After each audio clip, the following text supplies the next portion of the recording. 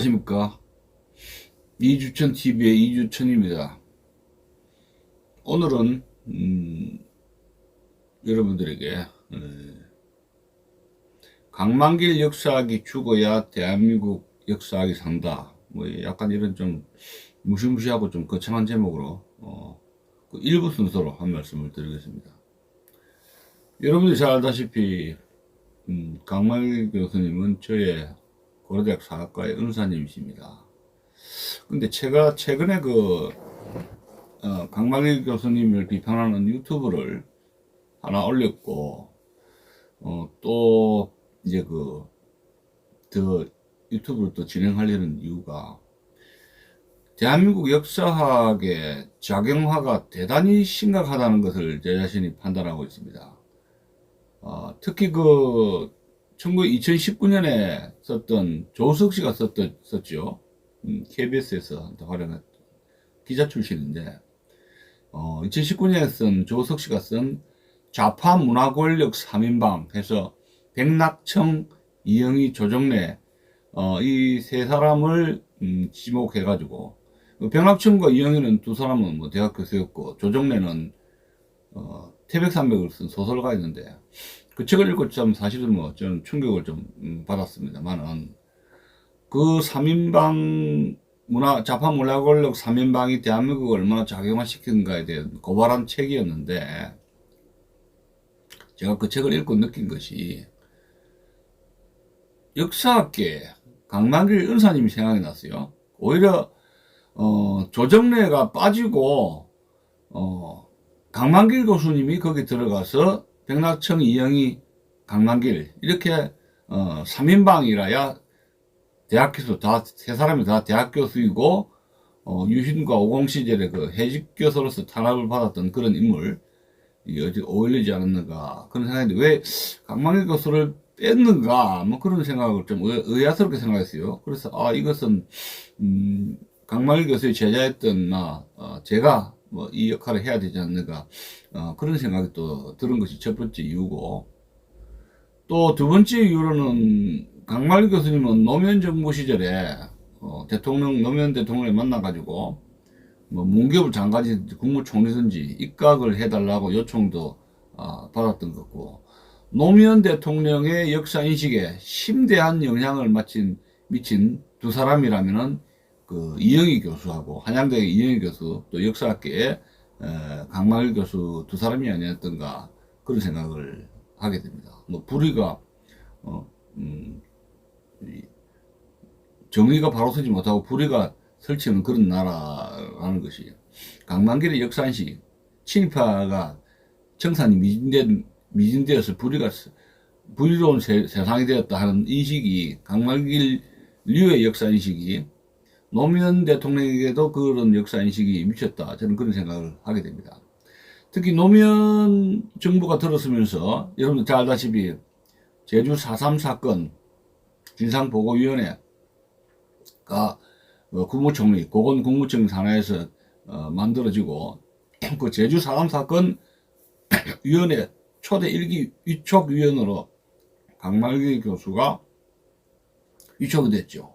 초기 1기 위원이었는데, 거기에 좌파학자들이 자유학자들이 많이 들어갔었는데, 그러한 것은 이유는 제주도의 4.3 사건이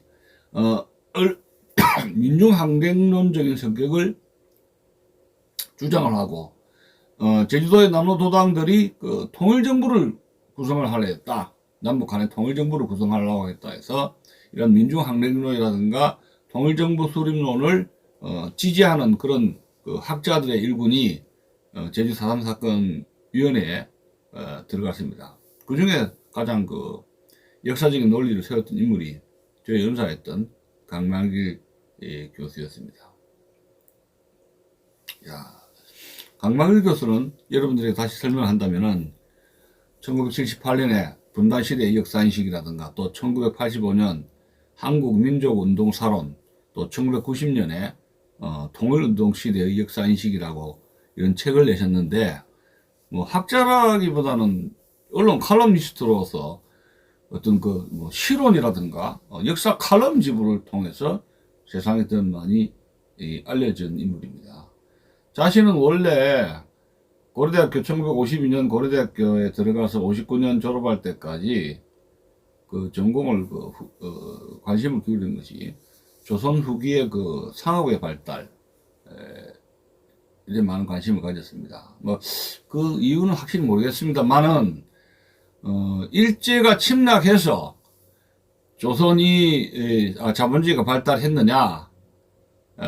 이제 일본이 침략해서 일본의 한국에 자본주의가 발달되고 근대화가 되었다는 것이 일종의 그 식민지사관의 뿌리를 두고 있는데, 이것을 극복하려면은 식민사관을 극복을 하고 민족주의 사관을 주창을 하려면은 조선시대에 자본주의의 붕화, 그 시드, 그 기원이 일제 침략이 아니라도 대한민국이 근대화가 될 수 있다는 자주근대론을 뒷받침하기 위해서는 조선 후기의 상업의 발달사를 연구를 해야 되겠다, 그런 결심을 했던 것 같습니다. 그래서 조선시대의 조선 후기의 상업 발달사를 이리저리 연구를 하려고 해서 이런 논문을 좀 이렇게 썼었는데, 그러한 것을 완결을 보지를 완전한 학문적인 성취는 보지는 못했던 것 같습니다. 그리고 이제 그 여행을 주로 일본, 중국, 또 유럽의 프랑스 이쪽으로 해서 여행을 한 것 같은데, 미국이라든가 영국이라든가 이런 그 쪽은 가지를 못한 것 같습니다. 그러니까 그 1933년생이거든요.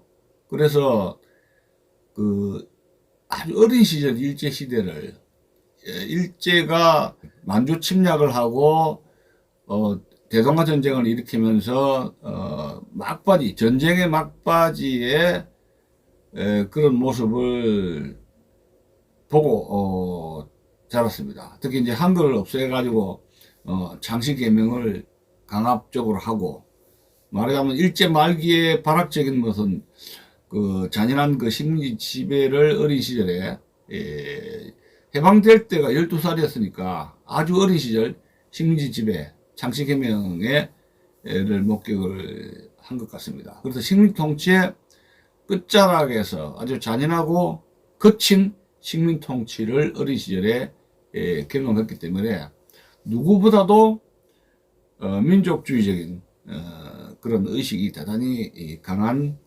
인물이었습니다. 그래서 어느 날 언젠가부터인가 역사학을 공부를 해야 되겠다, 또 식민사학을 극복하고 민족사학을 정립해야 되겠다, 이런 아주 거창한, 어린 시절부터 거창한 그런 생각을 했던 것 같습니다. 근데 이제 그렇게 하다 보니까 결국은 북한으로 갔던 조선 백나무 이슈죠. 백나무를 높이 평가하고, 결국은 백나무가 여운형을 높이 평가하는 좌경 역사학자로서 그 길을 가버리고 말았다, 이렇게 볼 수가 있습니다. 해방 후에 마산에서 출생을 했는데, 해방 지역에 얼마나 좌익들이 많았는가 하는 것은 특히 마산 지역에 초등학교 6학년 시절에, 국민학교 때 그 당시에 국민학교 6학년에 그 담임 선생인데 경찰에 붙들려가면서 좌익 사범으로 해서 이제 잘리고 해직당하고 곤욕을 치렀는데, 교실에서 6학년 담임 선생이 좌익 활동을 하면서 교실에서 적기가를 부르게 하고 눈물을 흘렸다고 그렇게 기술을 하고 있습니다. 거기 한번 보면은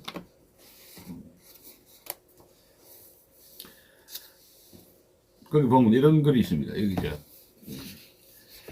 결국 그분 담임 선생님은 꽤 어떤 사건, 아마도 좌익 사건이 아니었을까에 연루되어 학교에서 쫓겨나고 몇 년간 감옥 생활을 했다고 한다.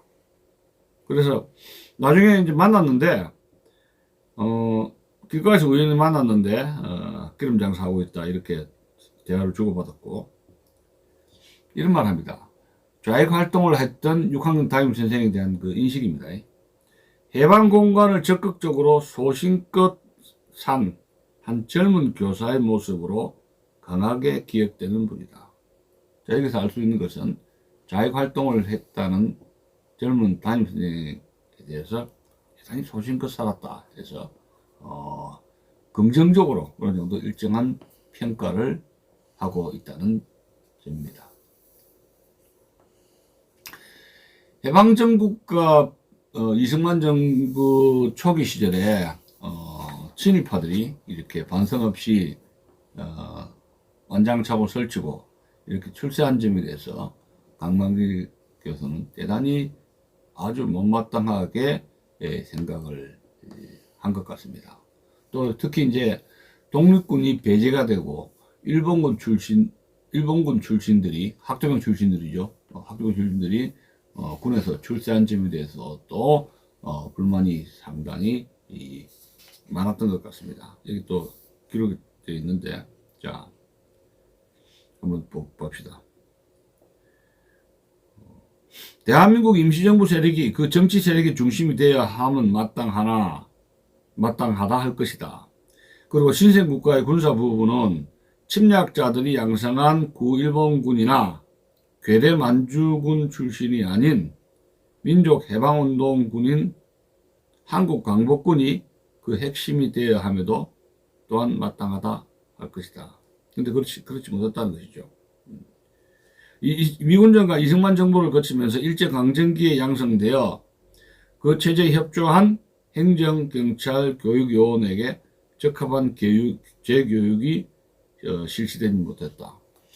일제강점기를 썼어요. 제가 알기로는 일제식민지시대로 해가지고 어느 사이인지 강만길 교수가 일정 강점기라 해가지고 식민통치시대를 인정을 안 하고 용어를 그렇게 바꿔버렸습니다. 그러면서 지금은 일제식민지가 아니라 전체적으로 전부 다 일제강점기로 역사서술이 바뀌고 말았습니다. 용어조차도 개조를 해버렸어요.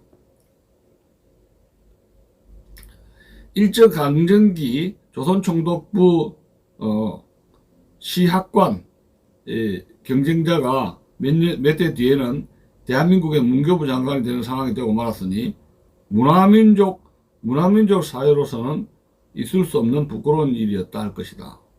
문화민족 사회, 한국을 조선시대까지를 문화민족 사회로 이렇게 규정을 하고 있습니다. 네.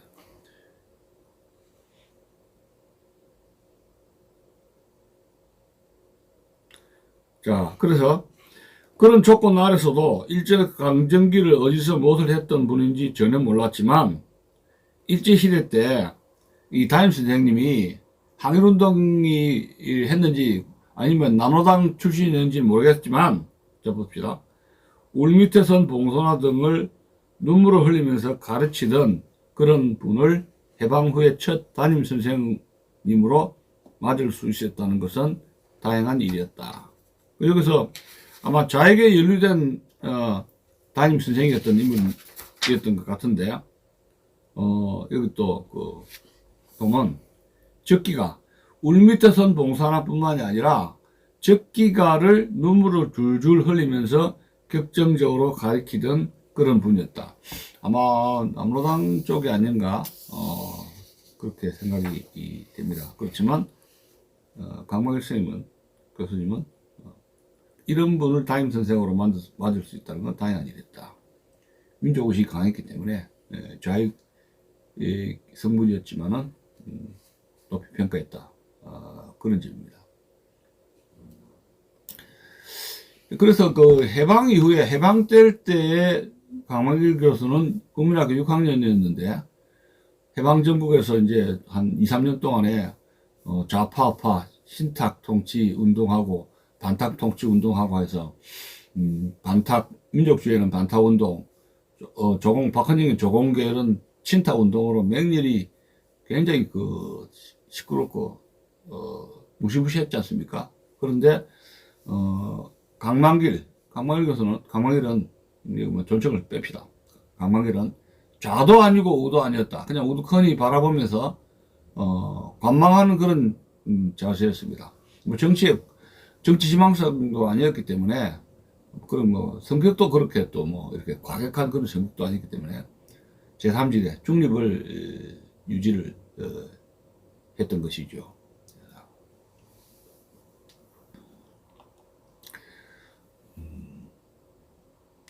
근데 아마 정치 문제에 관심을, 정치적이고 현실 문제에 관심을 가지게 된 거는 아마 유신 5.16하고 유신 체제가 들어서면서 점점 정치에 관심을 가지게 된 게 아닌가 그런 생각을 하게 됩니다. 또 이제 그 해방 공간에서 뭐 아까도 얘기했지만은 좌우익 그 좌익의 신탁, 우익의 반탁 운동으로 좌익 우익 대립이 대단히 격심했다는 것에 대해서 안타깝게 생각하고 못마땅하게 생각했다는 것은 그래 나타나고 있고, 특히 이제 그 38선이 끄어진 것에 대해서 38선 분단이 대단히 그 부자연스럽다. 이렇게 부자연스럽기 때문에 자기는 곧 그 일시적이고 부자연 현상이기 때문에 이것은 당연히 향후 통일돼야 된다. 384는 철거돼야 된다. 이런 입장을 가졌는데, 그런 그 38선이 철거되고 이제는 휴전선이죠. 휴전선이 고착화된 그 분단 현상은 해소가 돼야 된다. 한반도는 통일이 돼야 된다. 이런 인식을 강하게 가졌던 겁니다. 근데 그 해방공간에서 강만길은 그 통일에 대한 염원을 했는데, 좌우익이 단결하여 5년간 신탁 통치를 어떻게 협상을 해서 수용할 수도 있었지 않느냐. 그렇게 된다면 통일국가를 건설을 할 수가 있었지 않을까. 그걸 안타까워하는 겁니다. 왜냐하면 2차 대전 이후에 그 오스트리아의 경우 신탁 통치 기간이 10년이었다고 그래요. 그래서 오스트리아는 좌파 우파들이 신탁 통치를 10년 동안 신탁 통치를 받아들여서 통일국가를 건설했지 않습니까? 이제 그런 예를 들어서 한국은 왜 오스트리아의 그런 경우를 참조하지 않았느냐 하면서 대단히 안타까워하는 것이 지적을 하고 있습니다. 그걸 잠깐 볼까요? 그 내용을 잠깐 볼까요?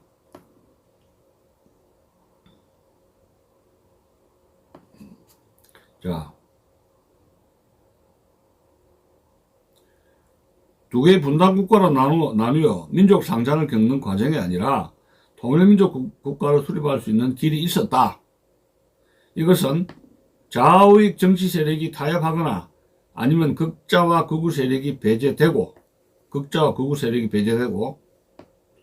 온건 좌익과 온건 우익 중심으로, 이 극자와 극우 세력이 배제되어야 한다는 것은 이승만이라든가 김구라든가 박헌영 같은 이런 극자 극우 세력이 배제돼야 된다, 그런 뜻입니다. 여기서 온건 좌익과 온건 우익 중심으로라는 것은 그 요은형, 김규식 등이 이제 미군정이 요구하는 김구 등이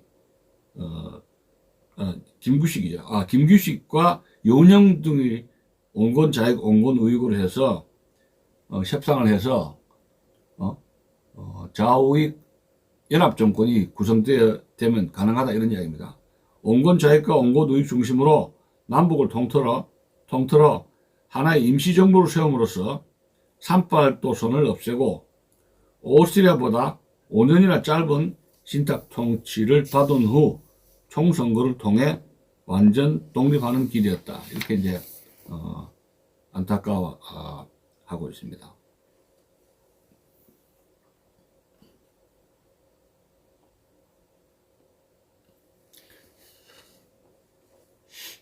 여기서 하나 이제 궁금한 것이, 그 해방 전국에서 45년부터 46년, 47년, 48년 사이에 대한민국에서는 그 좌익의 엄청난 그 테러라든가 폭동이라든가 이런 사보타지가 일어났는데, 특히 여러분 알다시피 46년 10월 그 9월에 총파 이후에 그 대구 11 폭동, 그 유명한 제주 4.3 폭동,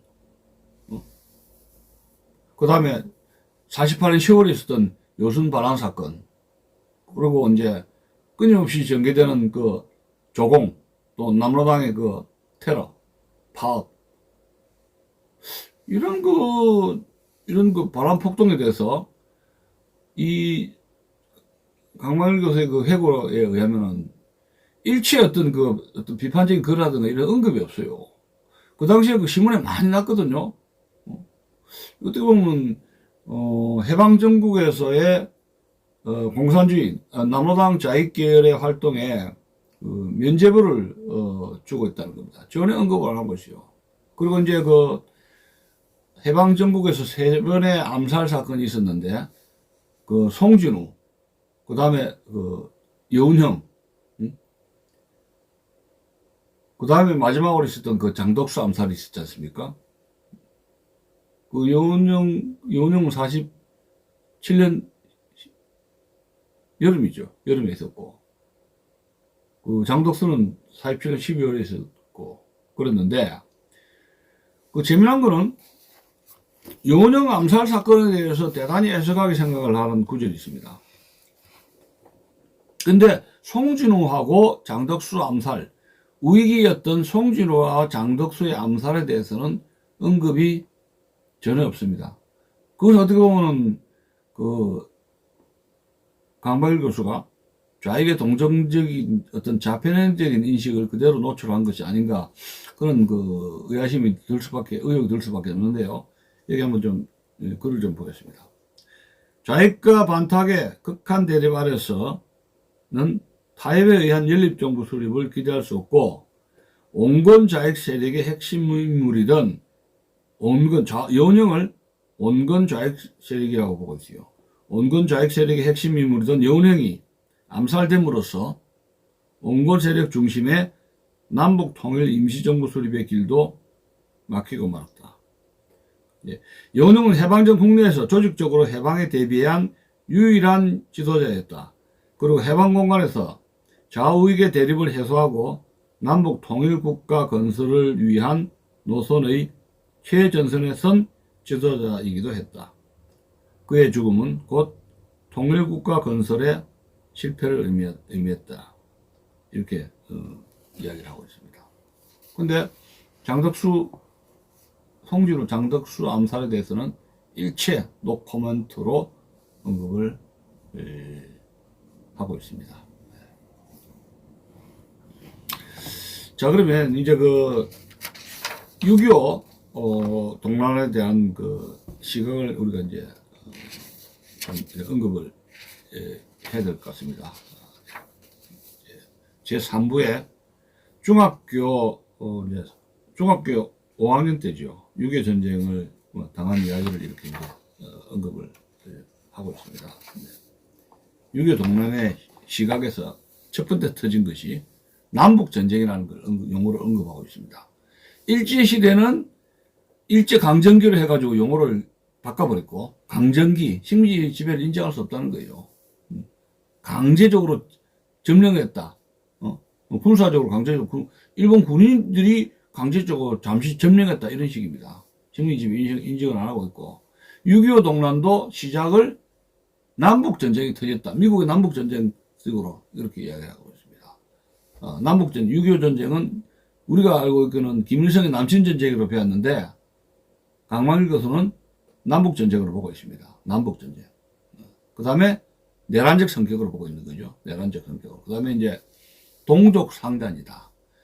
김일성의 남침전쟁이 아니라 남쪽과 북쪽이 대등하게 치고 박치기 어퍼컷으로 링에서 복수처럼 두 권투 선수가 박스 하는 것처럼 동족 상단이라는 용어로 묘사를 하고 있습니다. 그러다 보니까 김일성이 선제 공격한 김일성의 남침전쟁이라는 의도를 희석화시켜버려 물타기 해버리고 말한 것이고, 6.25 전쟁에 대한 강만일 교수의 인식은 이렇습니다.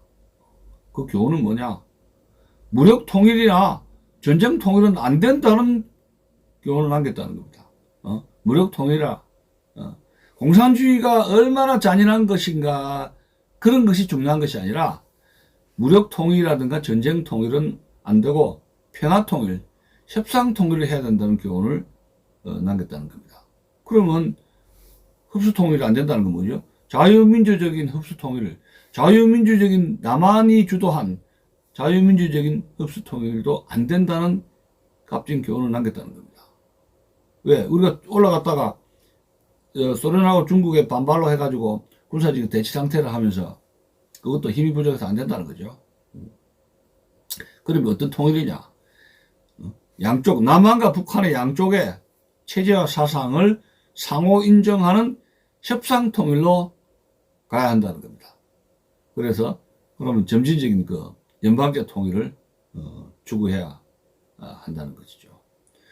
또 이제 그 어린 시절에 중학생이었는데 그 신성모 국방장관이 그 전국 돌면서 기자회견하고 어떤 시국 강연회 하는데 대단히 그 허장성세를 비판을 하고 있습니다. 중학생 나이로 6.25를 맞았는데 아마 북한 인민군 시체를 갖다가 이제 마산 쪽에서 목격을 했던가 보네요. 북한 인민군이 거의 그 마산 낙동강에 마산 방어선까지 들어왔지 않습니까? 그래서 우연히 이렇게 해가지고 이제 그 북한 인민군 포로라든가 그 시체를 목격을 했는데 북한 인민군이 아주 어린 나이, 자기 나이 비슷한 것이 10대의 아주 어린 나이에 참전한 걸 보고 깜짝 놀래고 어떤 연민의 정을 느끼겠다고 기술을 하고 있습니다. 한번 볼까요? 자, 보면 인민군 마산에 들어가는 거 한번 볼까요? 인민군 선발대 일부가 마산에 들어왔다가 포로가 되기도 했는데 머리를 빡빡 깎은 같은 연배의 같은 말을 하는 어린 소년군 포로를 보고 아마 중학생, 인민군도 중학생 15살짜리 정도 중학생이었던 것 같습니다. 남이 어떻게 생각하든지 모르지만 전투에 직접 참가하지 않은 처지라 그런지 전혀 적군이라는 생각이 들지 않았던 기억이 남아있다. 자기 나이 연배라면 15세 정도 되겠죠. 북한 인민군 괴뢰군 포로라든가 해서 전혀 증오감이 없었다는 겁니다. 그러니까 어떻게 보면 김일성에 대한 인식, 김일성이 침략했다는 것, 남침해서 침략해서 국토가 초토화되었다는 그런 책임에 대해서 김일성에 대한 비판이 전혀 없다는 것입니다. 어떻게 성인군자들도 대단히 그 너그러운 예수식으로, 예수가 무슨 원수가 뺨을 때리면 오른쪽 뺨을 때리면 왼쪽에 한 번 더 때리라는 식으로 대단히 그 어떤 성직자의 통이 넓은 구도자의 그런 정신을, 성직자의 자세를 가지고 있다, 너그러운 자세를 가지고 있다, 이렇게 볼 수가 있습니다. 집안은 종교가 없었던 것 같습니다. 강만길 교수 자체도 종교가 없는 인물입니다. 그리고 이제 자기 어머니 아버지도 특별하게 어떤 그런 종교를 강하게 믿는 집안은 아닌 것 같습니다. 그러다 보니까 6.25의 이런 그 기록을 좀 보면, 회고를 보면은 미국의 참전이 없었더라면은 적화가 됐을 것이다. 미국이 참 고맙다, 이런 인식이 없어요. 그게 이제 그 대미 간의 문제인데, 그럼 미국에 대해서 왜 미국의 참전에 대해서 고마움이 왜 없느냐 하는 건 이런 겁니다. 미국이 아메리칸 임페리얼리즘, 미국은 제국주의 국가다. 서구 진영, 서구의 그 19세기 서세 동점령, 일본으로 들어오고 아시아로 들어서 중국에서 많이 왔던 그 제국주의 시대의 열강에 대한 인식이 그대로 자리 잡고 있습니다. 대미관이죠. 미국에 대한 인식은 침략하는 제국주의 국가라는 인식이 고차가 되어 있습니다. 또 미국이 제국주의 국가인데 우리나라에 와서 이렇게 주둔하고 있는 것은 북한을 방어하기보다는 이러한 것은 자주국가, 한국이 자주국가로 성립되는 데는 어떻게 보면 걸림돌이다, 이런 인식을 가지게 되었던 것이고, 이것은 후일 노무현 정부 시절에 소위 그 동북아 균형자론, 한국이 중국이라든가 미국이라든가 이런 거중 조종할 수 있는 동북아 균형자론으로 발탁이 되는 어떤 그런 역사적 배경을 이룬다. 그런 점을 말씀을 드리고 싶습니다.